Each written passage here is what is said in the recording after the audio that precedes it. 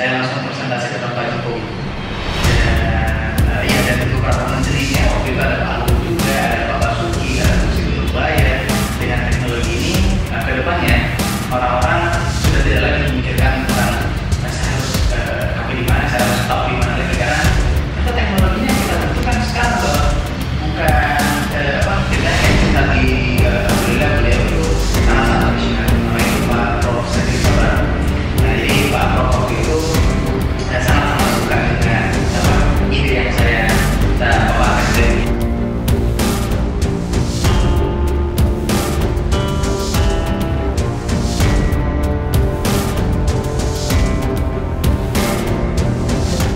Halo kawan semua, kembali lagi bersama saya Bagus WS di channel YouTube Bagus WS, dan segmen kali ini adalah bicara bagus dan irisannya adalah bisnis, karena saya akan ditemani oleh CEO dan direktur utama dari salah satu perusahaan yang menurut saya sangat tertarik, karena ini adalah perusahaan tentang teknologi, metaverse dan virtual reality.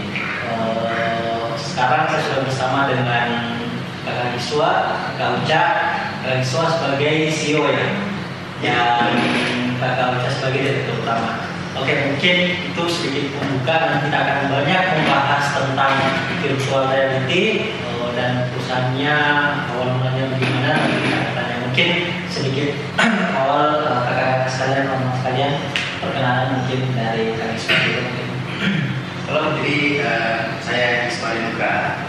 Saya ini cukup unik ya. Jadi saya dibilang jurusan tambang tapi fokus kepada IT. Nah, jadi banyak yang bilang bahwasanya saya itu salah jurusan, tapi menurut saya itu tidak. Nah, jurusan itu bukan sebagai sebuah boundary di mana ketika kita mengikuti suatu bidang ilmu, nggak seharusnya juga kita berada dalam lingkaran tersebut. Kita bisa keluar dan explore lebih dari apa yang sebenarnya kita bisa eksplor. Oke, itu dari saya. Dari Kakak Uca. Halo semuanya, perkenalkan sebelumnya nama saya Musa Soeharto. Adapun hubungan dengan Kaliso, saya adalah bisnis Kaliso dan usaha ini mungkin unik juga ya, karena kalau Kaliso dari pertama kali yang bergerak di bidang metaverse, saya membantu usaha Kaliso di bidang metaverse, namun background saya dari teknik sipil. Oke. Sekarang S2 sedang mengambil teknik geodesi. Geodesi. Nama perusahaannya iMatrix. Nah, sekarang kita sudah ngobrol perkenalan dengan CEO dan partnernya Kak Uca dengan perusahaan iMatrix. Nah, mungkin di awal selalu kan orang membuat bisnis atau membangun usaha lah seperti itu. Kenapa memilih nama iMatrix, atau mungkin ada alasan tertentu mungkin bisa dijelaskan? Iya, jadi iMatrix itu sebenarnya singkat akronim. Oh, keren. Iya, karena iMatrix itu merek. Jadi nama perusahaan itu sebenarnya PT Anugerah Interaktif Mandiri. Nah, jadi PT Anugerah Interaktif Mandiri itu digabungkan kata Matrix, jadinya iMatrix. Anugerah Interaktif Mandiri, Metaverse Engineering Training Experience. Jadi Metaverse Engineering Training Experience. Jadi di situ maksud dari nama iMatrix sendiri itu terkandung dalam nama PT-nya, sama bagaimana cara kolaborasi engineering di dalam metaverse tersebut yang bisa berdampak pada pengalaman dan pelatihan. Oke, berarti memang kalau dilihat dari nama sendiri menggambarkan apa lagi namanya ya, bisa memberikan pelatihan. Perusahaan ini atau bisnisnya bisa memberikan pelatihan tentang engineering dan lainnya metaverse dan lainnya ya. Oke, baik. Kalau misalnya sedikit mundur sedikit lah ke belakang. Sebenarnya perusahaan ini dibangun atau awal mulanya story-nya gimana nih, kayak saudara Uca? Ya, jadi mungkin story-nya panjangnya dimulai dari saya sebenarnya. Jadi di awal tahun 2015 itu saya sebenarnya ada sedikit apa ya, kayak problem gitu sama dunia pendidikan teknik di Indonesia. Kenapa? Karena pada saat itu saya merasa bahwasanya saya dari jurusan tambang. Itu kalau kita di teknik kan ada namanya kerja praktek KP. Nah KP itu kita pada saat semester 5 berkunjung ke lapangan untuk menyelesaikan mungkin sekitar sekitar 3 atau 5 SKS. Di situ kita penelitian sambil mengambil data untuk ujian KP nanti. Nah, cuma di sisi lain pada saat saya sudah pulang waktu itu di Sumatera ya, di perusahaan batubara, saya kembali ke Makassar, saya ketemu dengan teman yang waktu itu juga KPI di tempat lain di Papua, di Tambang Utara, salah satu perusahaan emas terbesar di Indonesia. Terus sempat bertanya, bisa nggak kita tukeran? Gitu. Karena di kurikulum sendiri kita punya nih kurikulum tambang bawah tanah. Nah, ada juga kurikulum untuk tambang terbuka. Saya pengen belajar nih, bisa nggak saya belajar di sana? Kita nggak bisa, karena faktor sesuatu hal. Nah, jadi saya berpikir bahwasanya kalau untuk masa studi 4 tahun dan kita sebagai mahasiswa dituntut untuk tahu semuanya, dan kita pengen juga tahu dan merasakan bagaimana rasanya, kenapa nggak diisi? Kenapa hanya korporat itu atau mungkin dari pihak perusahaan sendiri tidak mengizinkan kebanyakan mahasiswa untuk ikut andil dalam kegiatan perusahaan? Hanya sebagai sebatas program CSR atau kewajiban perusahaan untuk mencerdaskan para engineer, tapi itu sangat terbatas. Itu pun bahkan ada untuk sanak saudara atau beberapa orang atau beberapa lulusan yang terbilang kampus-kampus yang diakui. Nah, dari situ saya berpikir bahwasanya bagaimana biar orang-orang itu mahasiswa itu para mahasiswa nggak merasa bahwa dirinya ini tertekan. Saya berpikir ini adalah diskriminasi pendidikan. Nah, mulai dari itu saya mulai mencari kira-kira ada nggak solusi dari semua ini. Nah, kebetulan tahun 2014 baru rilis teknologi dari waktu itu namanya Oculus. Sekarang kan sudah dipegang sama Meta. Iya. Dulu itu masih Oculus dan saya lihat ternyata ada teknologi namanya virtual reality. Virtual reality itu istilahnya mensimulasikan suatu gambaran yang ada di komputer terus ditampilkan ke dalam headset VR atau kacamatanya sehingga kita seolah-olah berada di dalamnya gitu. Nah, dari situ saya berpikir ternyata teknologi ini sangat cocok untuk diimplementasikan karena waktu itu memang cuman khusus entertainment atau game. Ya. Nah, makanya saya bilang ini cocok juga untuk solusi bagaimana mahasiswa ini bisa dibawa ke lapangan tanpa harus ke lapangan. Jadi di situ konsep saya, kita membawa lapangan yang memang harusnya dipelajari di kampus, itu dibawa dari lapangan ke mahasiswa. Jadi mahasiswa nggak ke lapangan, tapi lapangan ke mahasiswa. Itu yang saya pikir.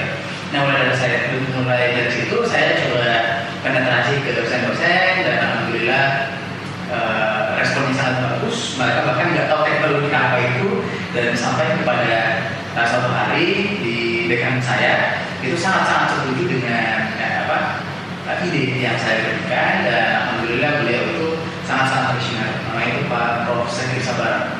Nah, jadi Pak Prof waktu itu sangat suka dengan ide yang saya paparkan ke dia. Jadi beliau tanpa pikir panjang langsung menyatakan bahwa kamu butuh berapa untuk menjalankan seperti itu. Nah, cuman waktu itu saya punya kendala di mana saya tidak ada skill base untuk coding, nggak ada skill untuk programming atau segala macam. Jadi saya harus belajar otodidak. Nah, dari situlah saya coba belajar bagaimana cara programming C++, bagaimana saya coba untuk membuat model-model 3 dimensi. Nah, dari situ saya coba belajar mungkin dari sekitar tahun 2015 sampai 2017 itu saya coba belajar sampai sekalian ngerjain proyek yang virtual reality pertama. Tapi idenya dari modul-modul VR ini yang saya kembangkan adalah laboratorium teknik pertambangan saat itu.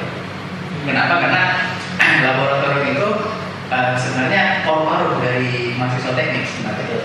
Nah, mungkin kita paham sebagai alumni teknik atau mungkin sekarang lagi menempuh pendidikan keteknikan bahwasanya laboratorium itu adalah sebuah paru-paru bagi kita. Karena kalau kita nggak ada laboratorium sama aja bohong, bukan teknik gitu kan. Nah, berarti dari situ saya coba mengimplementasikan bagaimana teknologi ini bisa masuk ke dalam laboratorium.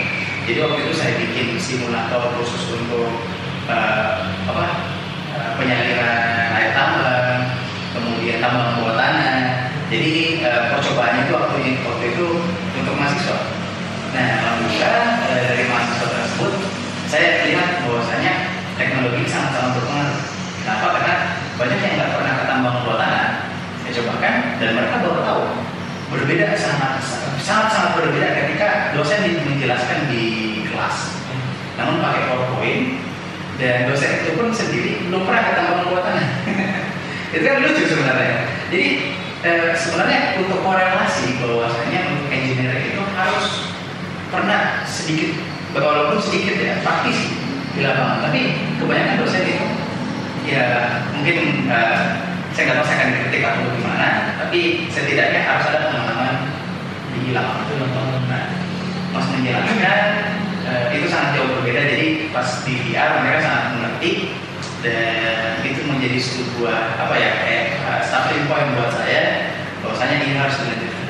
Karena dengan teknologi ini kedepannya orang-orang sudah tidak lagi memikirkan tentang saya harus kafe di mana, saya harus stop di mana lagi, karena dunia kedepannya itu jauh lebih ketat.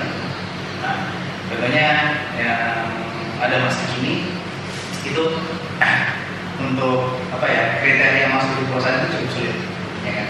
Harus tahu ini, tahu ABC, sedangkan kurikulum yang diajarkan saat ini bisa dirusak nanti. Sama aja, nggak ada yang berubah pesat gitu. Nah dari situ mungkin awal mulanya, kemudian pada tahun 2018 setelah saya lulus, waktu itu sempat dapat sedikit apa ya, kayak event di waktu itu di kampus, memberikan kesempatan untuk ikut event internasional. Waktu itu saya ketemu sama salah satu pengurus pusat PI di Indonesia, waktu itu Bapak Insinyur Himawan. Beliau itu waktu itu dia menjabat sebagai ketua BK Kimia. Nah, beliau tertarik mengatakan bahwa kayaknya bagus untuk kita lampirkan atau kita tampilkan di kafe 2018. Nah, di 2018 itu saya coba mengiyakan, bilang iya Pak bisa, dan itu didukung sama Pak Profesor juga. Saya dibawa ke Jakarta, dan waktu itu kalau nggak salah September saya langsung presentasi ke Pak Jokowi. Dan beberapa menterinya waktu itu ada Pak Luhut juga, ada Pak Basuki, ada Bu Siti Nurbaya, ada juga yang sekarang lagi menjabat di PI, Pak Danis Mandilaga, ada banyak. Jadi waktu itu memang saya pertama kali, dan bahkan saya pertama dikira cuma main-main gitu. Saya pertama pikir ini cuma main-main kalau ngomong sama presiden, karena kan ada di dalam suatu event exhibition. Nah, biasanya presiden kan cuma lewat ya. Jadi saya bilang presiden cuma lewat, paling lihat VR-nya dan kan presentasi. Dan alhamdulillah saat itu di booth saya yang paling lama, dan itu paling sederhana dibandingkan dengan semua booth itu ada BUMN, perusahaan-perusahaan yang multi-billion dollars gitu kan. Booth saya cuma meja, kemudian 2 banner sama isi dan VR, udah gitu aja, cukup, sangat cukup. Dan alhamdulillah presiden itu paling lama dan paling excited. Nah, bahkan sempat dimintakan nomor dia sama Pak Basuki. Waktu itu Menteri PUPR. Iya, betul. Nah, setelah itu saya dapat proyek dari Freeport, Freeport tertarik, dan proyek profesional pertama saya itu membuat simulator peledakan tambang bawah tanah.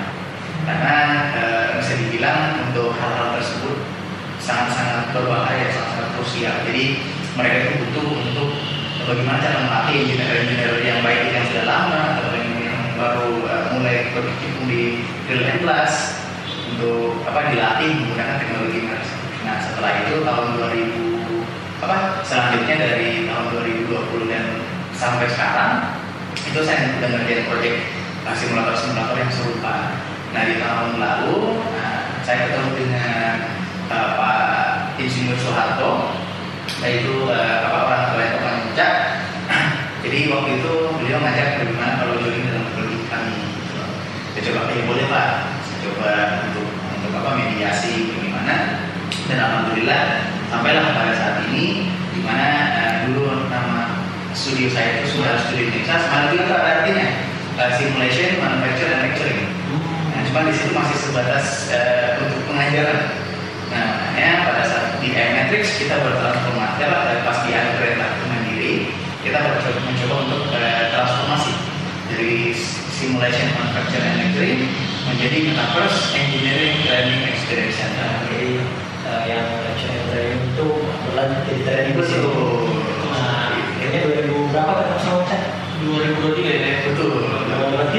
kelulusannya tahun lalu ya kalau secara resmi dari Ismail ke Elementrix. Masih itu tahun bulan September kalau nggak salah. Bulan September. Nah kan tadi sudah ada pekerjaan profesional yang di Freeport itu. Nah dari 2023 yang sudah Elementrix sampai sekarang proyek apa lagi yang diikuti? Mungkin yang paling spesial yang ini yang smelter itu ya. Iya, jadi kita kerjakan simulator smelter terus untuk pelatihan ini engineering yang ada di area smelter metodologis. Itu kan memang areanya area smelter ya. Jadi dari salah satu perusahaan itu PT Ceria Valendo Prima itu ingin dibuatkan simulator yang serupa gitu. Jadi para operator itu tidak takut lagi sama betul-betul safety untuk menjalankan kegiatan pelatihannya sih. Nah, ini kalau dilihat dari ceritanya memang hal-hal yang mendorong untuk membangun ini dan konsisten sampai sekarang luar biasa. Mulai dari melihat, tapi bagusnya didukung sama kampus waktu ya. Beruntungnya di situ lah. Ada biasa juga ada ide yang tidak didukung sama kampus. Nah, jadi setelah sekarang Elementrix, sebenarnya kalau dilihat ya yang bisa dilihat bahwa memang gap-gap yang kita tidak dapatkan di lapangan yang bisa diprediksi ada bahaya di situ ketiga lah mungkin. Jadi kita dengan adanya Elementrix memberikan solusi kepada tambang atau perusahaan-perusahaan yang lain yang digunakan untuk menghindari hal yang tidak diinginkan. Jadi memang sudah dikasih gratis kampusnya, tapi masih mau mikir-mikir kan ya. Padahal sebenarnya saya tadi juga sempat diskusi sebelum kita mulai ini sama Richard, memang kayak di negara ini kan ada beberapa kondisi pabrik atau apa yang itu kalau kita melakukan langsung kita memang tidak punya pengalaman apa-apa dan tiba-tiba langsung bisa saja berbahaya. Nah ini coba tadi sini ternyata customize bahkan simulasi apapun bisa kita bikin dalam sana dan itu bisa sangat membantu. Dan kalau untuk pengajaran ke mahasiswa ternyata manfaatnya sudah mereka merasakan dengan ini. Tapi kenapa ya di Makassar sendiri sudah berapa banyak kampus? Kalau di Makassar itu dari kampus saya sendiri dari UI itu sudah pakai. Cuman yang bikin saya mungkin sampai sekarang itu masih kepikiran kok di Makassar ini saya coba berikan ke sini, saya coba berikan ke situ dan tampaknya bagus. Cuman responnya agak lama. Tapi untuk mahasiswa sama saya universitas yang ada di Sulawesi Tenggara, contohnya kayak di Melaka, di Kendari, itu bahkan kita mengajukan proposal langsung bilang Pak kita program CSR diikuti terus. Bahkan di minggu lalu kita tanda tangan MOU dari salah satu kampus swasta yang ada di Kendari, dan itu orang yang langsung datang. Alhamdulillah sangat luar biasa di Indonesia Timur, di khususnya di Sulawesi Tenggara. Tapi di Makassar sendiri yang jangan kita di Makassar kita mau tinggi juga ya kampus tak bagus ya. Tapi ujung-ujungnya kayak masih dipikir 2 kali. Nah, saya begitu. Mungkin saya berpikir ada apa?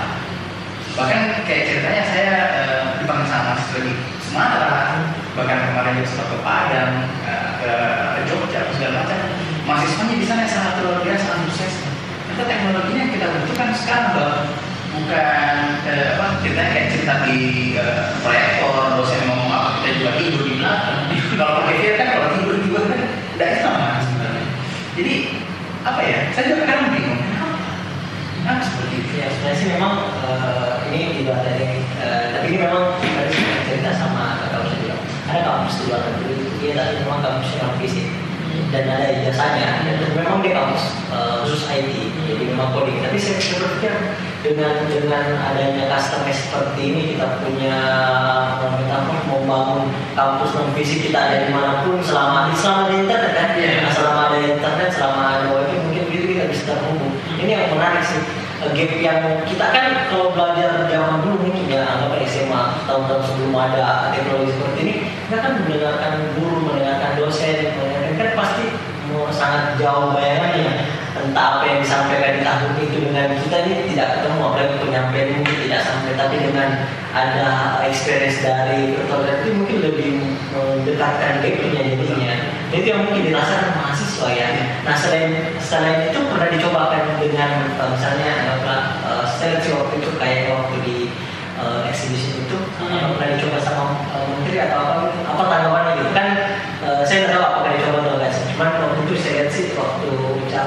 dipresentasikan juga di event itu, saya lihat dilihat sama menteri atau orang banyak kan. Dan kalau misalnya bukan mahasiswa di levelnya anggaplah di atas mahasiswa mungkin sudah alumni atau apa ya, misalnya profesional kerja di bidang engineering, apa tanggapan testimoninya?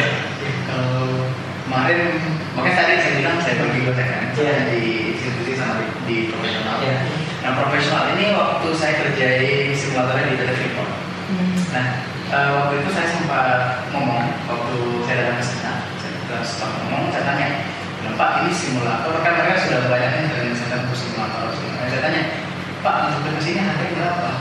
Nah, dia bilang sekian ribu dolar, gitu, sekian ratus ribu dolar, gitu kan. Wah mahal sekali Pak ternyata ya. Bilang iya benar. Jadi bisa dibilang kayak teknologinya yang sekarang dipakai sama Freeport itu banyak mengimplementasikan simulator dari negara lain. Nah, tapi yang membuat saya sangat terkesima waktu itu, salah satu engineer profesionalnya di sana, sekarang sudah pensiun, bilang bahwa mahasiswa, teknologi mahasiswa sama simulator mahasiswa itu sangat-sangat luar biasa. Saya sangat bangga, ternyata ada anak bangsa yang bisa buat seperti ini. Dan jika dibandingkan dengan produk yang dari luar, ini nggak kalah. Itu jadi sebuah apa ya, kayak semangat bangga ya. Buat saya bilang, kayaknya kita bisa mendominasi sebenarnya. Cuma ada beberapa hal mungkin yang masih saya belum mengerti. Ya gitu. Makanya saya coba implementasi ke institusi. Setelah itu, karena kan salah satu visi utama saya itu kita nggak mau ada lagi gap di antara universitas, mau dia baru buka ataupun dia sudah lama. Kalau kita masalah laboratorium semua masih ada. Gitu. Ya itu untuk mendekatkan tadi ya gap antara kita teori dengan melihat secara langsung, meskipun masih delta dari itu, setidaknya mengurangi gap itu. Nah kalau lanjut pertanyaannya, kan ternyata di Freeport itu banyak simulator yang lain ya. Oh saya kira ini pertama baru masuk. Tapi untuk anak bangsa, anak bangsa pertama kali. Saya learning centernya sudah menggunakan Unreality itu mereka sudah lama ya.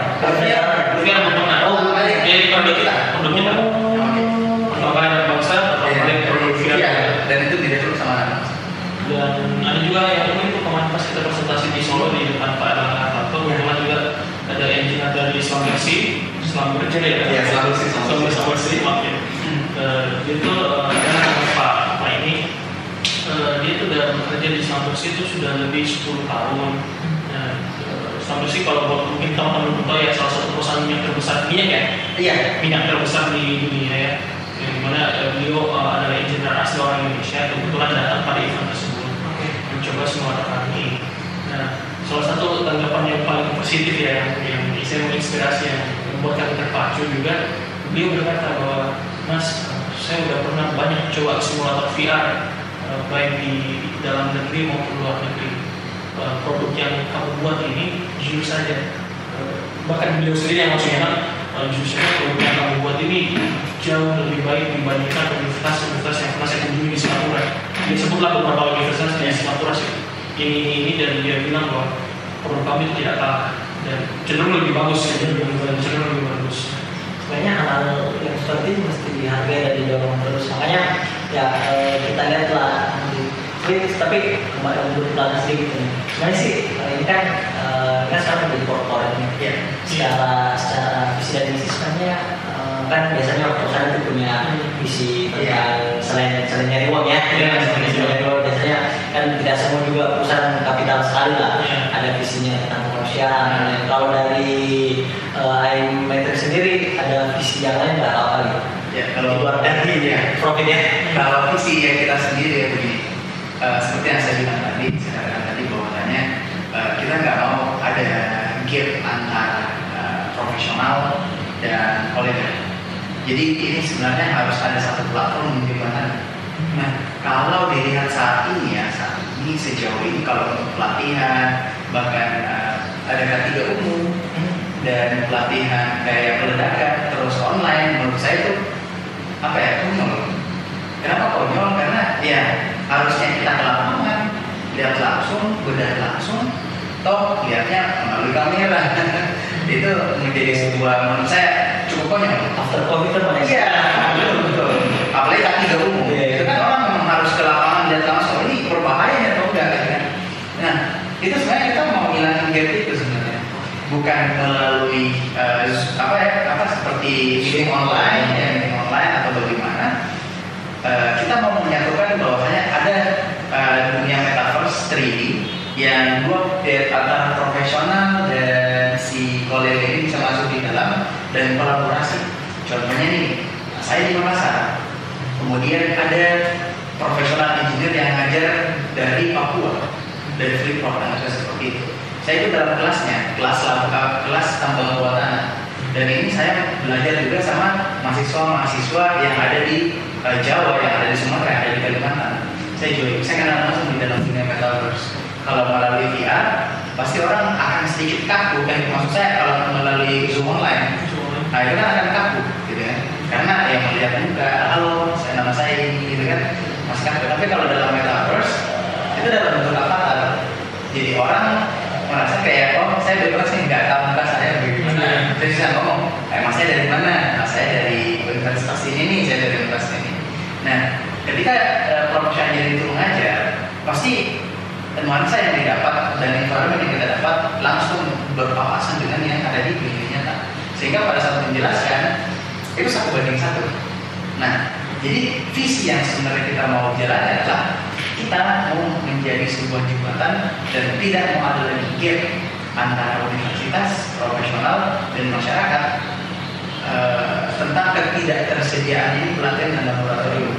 Sehingga pada saat nanti universitas ada jurusan baru yang buka, dia belum siap secara fasilitas, bisa digunakan teknologi ini. Walaupun juga sudah siap, kita bisa mengurangi biaya maintenance. Begitu. Jadi tidak ada lagi yang namanya kamu dari kampus mana? Saya dari kampus ini. Oh, kamu udah belajar ini nggak? Oh, saya nggak ada laboratorium di kampus ini. Jadi kita nggak mau ada seperti itu. Indonesia harusnya di bidang engineering semua sama.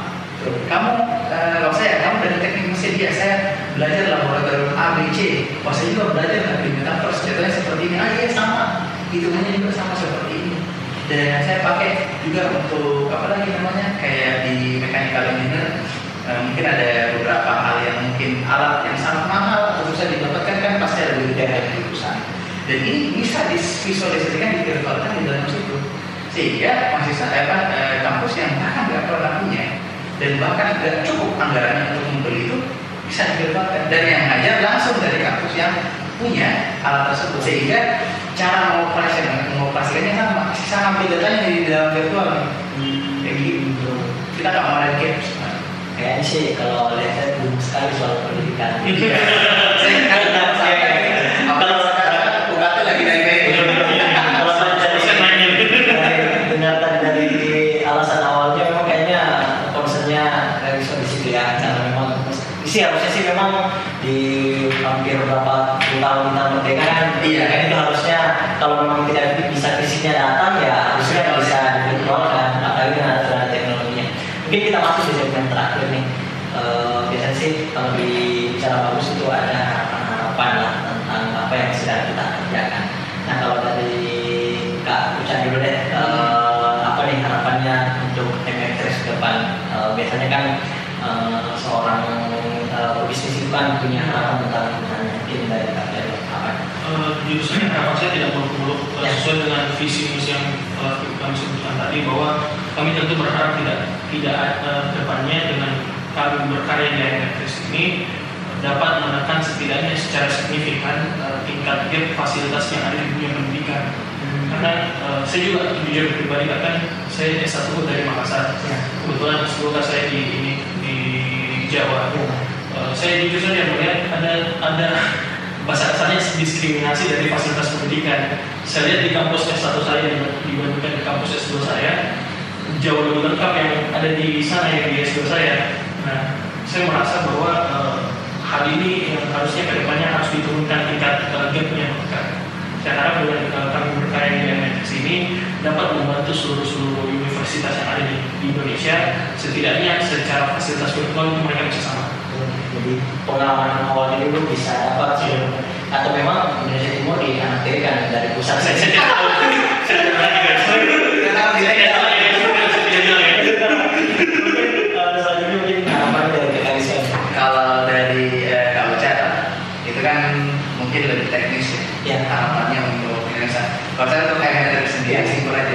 bisa unicorn.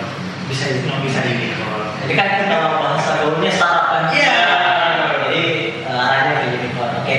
Mungkin terima kasih sudah ngobrol panjang kita dan sangat menarik. Saya banyak belajar ternyata sekira hanya untuk khusus dunia taman atau lab, ternyata memang kita bisa customize apapun itu bisa kita buat, bahkan selama ada datanya, selama ada yang bisa kita ini, dan itu bisa dibuat.